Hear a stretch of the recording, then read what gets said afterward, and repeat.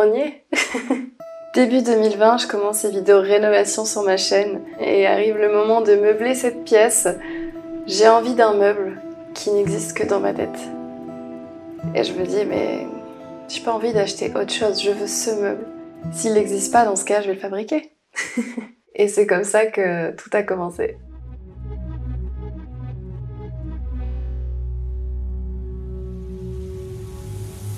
J'ai eu cette idée il y a 2 ans et pendant 2 ans, j'arrêtais pas de repousser, de me dire non, c'est pas assez parfait, je peux pas lancer ça maintenant, il faut que tout soit parfait. Mais en fait, ce sera jamais assez parfait. Et aucune marque n'est parfaite dès le lancement. Et donc c'est pour ça, là, je me suis dit, c'est bon, maintenant, il faut que ça sorte. Sachez que cette vidéo est sponsorisée par Shopify, je vous en parle un petit peu plus tard dans la vidéo. En tout cas, j'espère qu'elle sera utile aux personnes qui, comme moi, ont longtemps repoussé un projet. Sachez que vous êtes vraiment pas tout seul.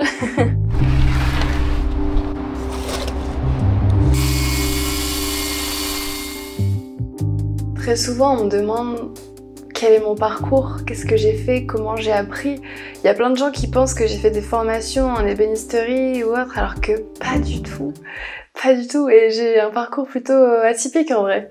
Quand j'étais petite, j'étais toujours avec mon père qui est très bricoleur, qui sait tout faire, il est mécanicien, mais il fait la plomberie, l'électricité. Et quand il y a 20 ans, ma mère a voulu des meubles en chêne, et ben il a appris à travailler le bois et il lui a fait des meubles en chêne. Et j'ai ce souvenir quand j'étais vraiment toute petite, avec lui dans sa cabane au fond du jardin, et de l'aider à tenir ses planches pendant qu'il sciait, parce qu'il faisait tout à la main, il n'avait pas beaucoup d'outils. En fait, j'ai grandi avec ce truc de... il faut se débrouiller tout simplement. Ils avaient pas énormément de moyens, donc ok, en fait, si j'ai envie d'avoir un truc, ben, je vais essayer de le fabriquer, parce qu'on n'avait pas le choix. Quand j'étais ado, on habitait dans une autre région, c'était un peu la campagne, et à ce moment-là, j'étais très seule avec mes animaux, souvent, c'était mon passe-temps. À 11 ans, j'ai demandé à mon père de m'apprendre à coudre à la machine parce que je voulais créer des petits fauteuils pour mes rats. C'est à ce moment-là que mon esprit créatif s'est développé, je sais pas ce qui s'est passé, mais je commençais à toucher à tout et à fabriquer avec mon père des clapiers pour mes lapins. J'ai beaucoup aimé cette période où vraiment je me faisais kiffer. Et entre ce moment-là et maintenant, il s'est passé quand même des années où j'ai fait quelque chose de complètement différent et je m'attendais vraiment pas à ce que ma vie prenne ce tournant au final. À 17 ans, je commence le mannequinat. J'étais encore au lycée. Et après le bac, du coup, j'arrête pour ne faire que ça pendant quelques années. Alors, c'est des années que je regrette absolument pas, hein. J'avais envie de faire d'autres choses. Je voulais pas faire que ça. Je sentais que j'avais besoin de m'exprimer, d'exprimer ma créativité. Et je pouvais pas assez le faire avec ça. Bref, et la suite, vous la connaissez. Maintenant, c'est lui qui vient me voir dans l'atelier, voir ce que je suis en train de fabriquer. Il fait son petit show à la caméra et puis il s'en va. Au fur et à mesure, dans les commentaires, on me demandait de plus en plus, est-ce que tu vends telle création? Est-ce que tu vends tes meubles? Est-ce que tu prends les commandes? Je recevais des mails, des messages privés, et j'étais en mode, mais je peux pas ne rien faire de ça. Ce serait trop dommage. Et c'est comme ça que j'ai eu l'idée de créer ma marque.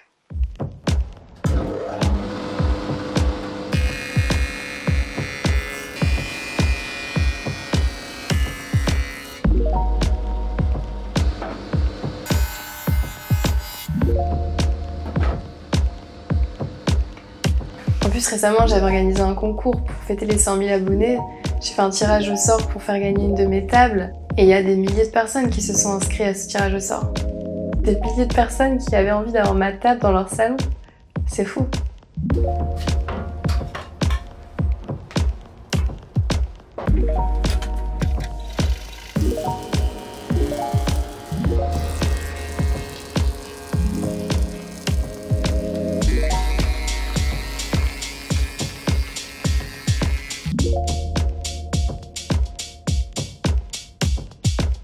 Il s'est passé pas mal de temps entre le moment où j'ai eu envie de créer cette marque et le moment où vous voyez cette vidéo. Il s'est passé plus de 2 ans. Mais il y a quand même eu une période qui était nécessaire pour que je puisse apprendre. Parce qu'au début, évidemment, mes créations, c'était pas ce que c'est aujourd'hui. Au début, j'étais pas au point. Et j'avais besoin de temps pour me perfectionner, pour apprendre. Et c'est aussi pour ça que vous m'avez vu tester plein de trucs différents dans les vidéos. Au début, je faisais des meubles uniquement pour la maison, mais au bout d'un moment, j'ai pas besoin de 4 tables basses dans ma chambre. J'ai fait 4 tables basses, en fait, je sais pas si vous avez cramé le truc, mais c'était pour m'entraîner. Maintenant que les assemblages sont au point, que les techniques sont au point, Que les designs ne me plaisent pas, c'est pas très grave parce que ça va plaire à d'autres personnes. Que cette vidéo ne soit pas comme j'espérais qu'elle soit, en vrai on s'en fout. Personne va relever. En fait j'ai perdu pas mal de temps à bugger sur des détails qui au final aujourd'hui je me dis c'est bon on s'en fout. Par contre il y a un truc qui m'a pris très peu de temps et ça a été comme une évidence, c'est le nom. Je voulais un truc simple, je me suis dit bon je veux faire du mobilier design et je veux que la marque porte mon nom. Bon bah DIY Design. Of course. En fait c'était un nom provisoire et je sais pas avec mes potes on en parlait en mode bah oui DIY Design, bah ouais DIY Design quoi. Genre en mode c'était un vrai truc et tout alors qu'à l'époque c'était même pas déposé. Et pour info la prononciation, alors moi je dis DIY Design parce que mon nom il y a beaucoup de personnes qui le disent différemment. Là où j'habite on le dit pas du tout comme ça. Autour de moi j'entends Valérie de Wild, D-Wild, de Wild, de Wild. Bref, qu'on écorche mon nom, c'est pas grave, mais pour la marque, je pars du principe qu'on dit design, on dit pas design, donc on dit DIY Design. Ça me fait bizarre d'aller le dire à la caméra depuis tout ce temps. Tout ce que j'ai appris ces 2 dernières années pendant les vidéos, je l'ai appris seule. J'ai toujours été comme ça, avoir envie de me débrouiller toute seule et de comprendre mes erreurs toute seule. Et c'est une technique d'apprentissage qui est en vrai incroyable, que ce soit dans la création de meubles, mais en général dans la vie. J'ai lancé cette chaîne et je me suis occupée de mon business toute seule pendant un moment. J'avais l'impression que personne ne pouvait réellement m'aider. Dans ce milieu, les gens qui t'entourent ne sont pas forcément ceux qui veulent te voir progresser. Je me disais tant pis si je gère tout toute seule et que j'avance moins vite. Tant que j'avance et que je sais où je vais, c'est le principal. Et puis fin 2022, je commençais à me développer sur toutes les plateformes et à réaliser que je suis un petit peu sous l'eau. Et cette année, je me dis bon, il est temps de déléguer un petit peu. Je rejoins Maison Grise et maintenant je travaille tous les jours avec des personnes incroyables avec qui ça se passe très bien. Des gens qui sont à fond derrière moi, donc c'est trop cool. J'ai aussi décidé de me faire aider pour DIY Design parce que au-delà de fabriquer les meubles, il y a aussi toute la partie charte graphique, site, logo. Il y a tellement de choses à faire. Le logo, en 30 minutes, c'était bouclé. J'ai dit à Lucas, écoute, je sais ce que je veux. Je veux une typo simple, le nom et un éclair. Non mais attendez, ça faisait des mois que je mettais des éclairs partout sur les tables, vous allez pas me dire que vous l'avez pas vu venir. Évidemment que j'allais mettre un éclair dans mon logo. Alors, je pense que je préfère celui-là, celui-là. Le bleu était cool. C'est le bleu aussi, ouais. J'aime bien le bleu. Là, entre les deux là, je crois que je préfère le W sur blanc, ouais. Je me suis dit, bon, l'éclair c'est wild, allez, on va mettre dans le W. Et puis, on a vu aussi pour les couleurs, parce que moi, de base, je pensais partir sur un truc hyper simple, noir sur blanc. Et au final, Lucas m'a dit, mais t'adores le bleu, c'est ta couleur préférée. Regarde, ça pète, c'est trop beau, allez, on tente en bleu. Et au final, gros coup de cœur sur le bleu et je le verrai pas en noir maintenant. Après, il y avait aussi toute la partie site où clairement, je vais pas vous mentir, hein, j'étais en flip total parce que je me suis dit déjà, je crée une marque de meubles et les meubles n'existent pas encore, ils sont encore au stade de planche. Et après ça, il faut encore que je pense au site, aux ventes, à tout ça. Et c'est là que Shopify était d'une grande aide. Si vous ne connaissez pas, Shopify, c'est une plateforme de commerce tout en un qui permet à des gens comme vous et moi, des gens paniqués, de créer et de gérer leur business. Vous pouvez vendre sur une boutique en ligne, mais aussi sur les réseaux sociaux. Et surtout, et ça c'est l'argument qui m'a convaincue, c'est que c'est facile à utiliser. La page produit, en final, c'est vraiment le truc le plus important. Comme j'ai pas donné de nom finalement à ces tables, je pensais partir sur classique, table, en chêne et en frêne. Ok, est-ce qu'on met une description à chaque fois? Bah déjà, il faudrait la taille. Donc, longueur. C'est 75. Tu sais pas qu'on rajoute déjà les autres photos? Ouais, vas-y. Une d'en dessous comme ça? Ouais, ça c'est clair. Donc celle-là, je la mets déjà en première. Je pense qu'il faudrait qu'on ait 5 photos à chaque fois. Qu'est-ce que t'en penses? Il y en a une autre où on voit le DIY Design, il faut la mettre aussi. Ok, voir l'aperçu. Oh, ça rend bien avec les photos en dessous comme ça. Ah ouais, là ça fait tout de suite... Ah, c'est trop là. On peut déplacer nos images, tu vois, si je veux mettre celle-là là, etc. Ouais. Mais, pour l'instant, je trouve celle-là, elle fait bien en premier, tu la vois. compo, celle-là, elle est trop belle, quoi. La disposition, elle est déjà bien. Franchement, en fait. on touche à rien. Et dessus, vous pouvez tout gérer vraiment de A à Z, et donc c'est assez rassurant, surtout quand c'est un premier business en ligne. Si ça vous tente, n'hésitez pas à cliquer dans le lien dans la description. Merci à Shopify de m'accompagner sur cette vidéo si importante pour moi.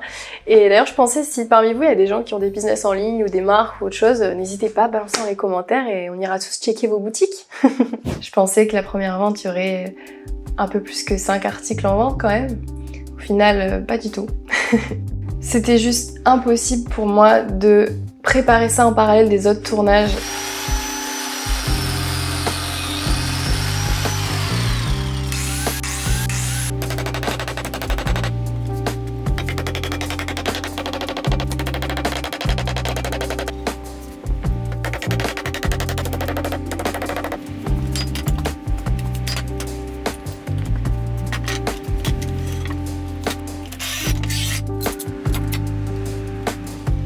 J'avais l'impression que même juste quelques articles, j'allais pas réussir à les faire à temps. Donc j'étais un peu en stress et avec ça, c'est ajouté d'autres craintes. Je me mettais un peu à douter de mes créations. J'avais peur qu'il y ait des défauts que je ne vois pas. Et en vrai, ce genre de détails, je pense que chaque fois quand j'en parle à mes proches, ils me disent mais il y a que toi qui vois ça. Je parle de défauts du genre je tombe sur un morceau de planche où il y a un nœud, où il y a un trou, où il y a une tache dans le bois, ça arrive. Il se peut qu'un jour, pendant que je fais la finition d'une table, je fais une trace avec la ponceuse. Après, des fois, je vous en parlais dans des vidéos, des petits défauts, des nœuds, des machins comme ça, et vous me disiez que justement vous trouviez ça cool et que c'est souvent les défauts qui font le charme d'une création. Mais bon... Je viens de faire mes assemblages et j'ai vraiment plus beaucoup de place. Je vais avancer sur les pieds pendant que le plateau sèche et je vais devoir faire ça sur la table de jardin.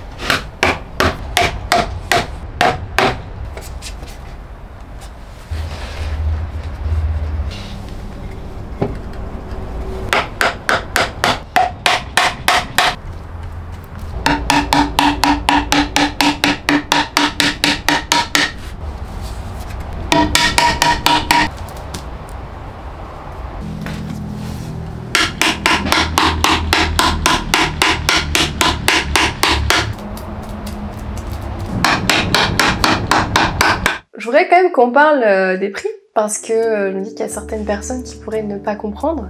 Je suis consciente que c'est quand même assez élevé, que tout le monde ne pourra malheureusement pas se permettre d'en acheter. Mais pour être à 100% honnête avec vous, mes prix ne sont vraiment pas assez élevés. Je pense qu'il y a beaucoup de personnes qui se rendent pas compte de la valeur du fait main, rien que ça. Le fait main. Mais du fait main en France, avec des matériaux de qualité, chaque planche est sélectionnée à la scierie, mais c'est pas tout. Je pourrais mettre des clous et des vis et assembler mes trucs en 2 secondes, mais c'est pas comme ça que j'ai envie de travailler. Je fais des assemblages, des collages. Bon, lors d'un déménagement, c'est pas pratique, on peut pas les démonter, hein, mais ça dure toute une vie. Et tout ça, là, ça représente pas des heures, mais des jours et des jours de travail.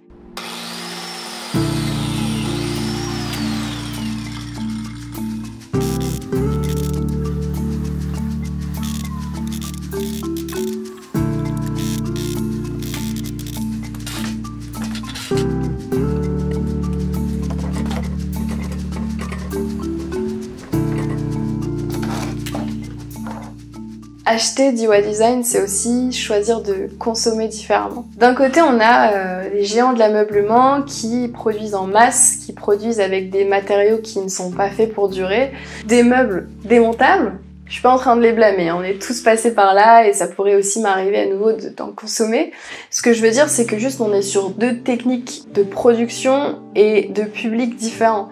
On a de l'autre côté DIY Design qui est vraiment le contraire, c'est je produis en très petite quantité des trucs avec des matériaux qui vont durer toute une vie et qui ne sont pas démontables. DIY Design, c'est aussi un public particulier, en fait, c'est du mobilier d'art, donc il y a des personnes qui vont trouver ça incroyable, il y a d'autres personnes qui vont trouver ça moche. Mais moi, hein, des fois, je fabrique un truc et 6 mois plus tard, je me dis mais qu'est-ce qui m'est passé par la tête? C'est horrible.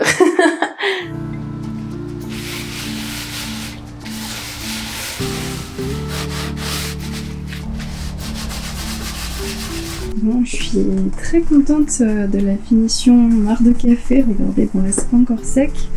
Là ça a séché. Et vous voyez la différence, ça c'est la couleur du frêne naturel. Et là c'est avec le marc, sachant que j'ai pas encore mis de fondure ni de vernis. Je pense vraiment qu'on est dans une ère où les gens ont compris et les gens ont envie de consommer mieux. Souvent on parle de ça quand on parle de changer d'alimentation ou d'acheter des vêtements. Ça concerne tout ce qui vous entoure au final. Maintenant il y a cette petite crainte de est-ce que ça va cartonner ou est-ce que ça va être un énorme flop? Ça va être un carton de ouf. T'as une commu fidèle, engagée, comment ça peut être un flop en fait? Franchement, ça va être un beau carton. Je pense à un énorme flop. Un flop livré dans un carton. Et en plus du succès public, ça va être apprécié aussi par la presse spécialisée, qui vont te faire des très beaux articles sur tes produits. Tu penses? Ouais.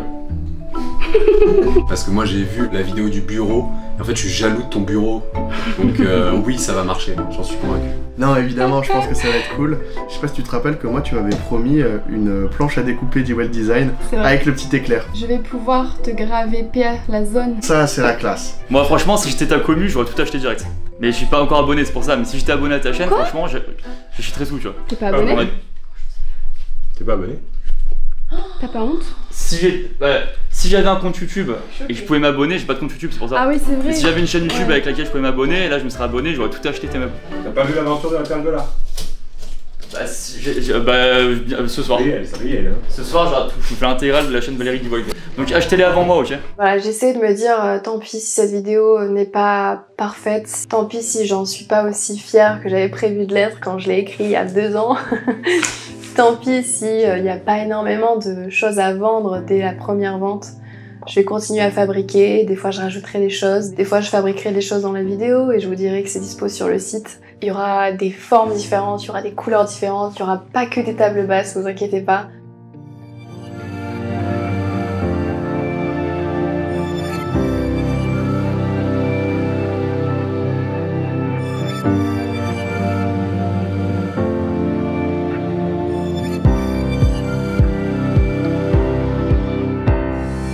Je voudrais à nouveau remercier Shopify qui m'a accompagnée sur cette vidéo. Fallait que ça sorte, fallait que je vous le dise enfin. Cette année, c'est l'année de l'évolution.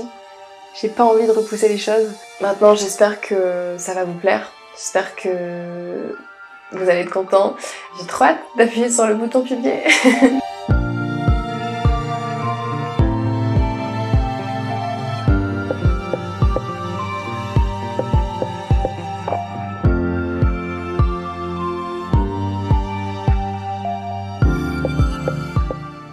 En fait, il y a tellement eu de préparation, de choses, de doutes avant ce moment, là où je vous parle, que j'ai l'impression que c'est la fin de quelque chose, qu'il fallait que cette fin soit parfaite. Mais en fait, c'est que la fin du début de l'histoire. Duo Design, ça commence maintenant.